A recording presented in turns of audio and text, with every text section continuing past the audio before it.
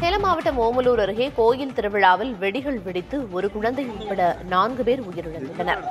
கஞ்சநாயக்கன்பட்டியில் உள்ள திரௌபதியம்மன் கோயில் திருவிழா 28 ஆண்டுகளுக்கு பிறகு நடைபெற்றது. இதற்காக பூசாரிப்பட்டி பகுதியில் இருந்து கஞ்சநாயக்கன்பட்டி பகுதிக்கு பக்தர்கள் வான வெடிகளோடு சீர்வரிசை எடுத்து சென்றுள்ளனர். தீப்பொறி பறந்து இருசக்கர வாகனத்திலிருந்து மொத்த வெடிகளும் வெடித்து சிதறியுள்ளன. இந்த விபத்தில் கஞ்சநாயக்கன்பட்டியைச் சேர்ந்த செல்வராஜ் என்ற இளைஞரும் கார்த்திகேயன், தமிழ்செல்வன் ஆகிய 2 சிறார்களும் உடல் சிதறி உயிரிழந்துள்ளனர்.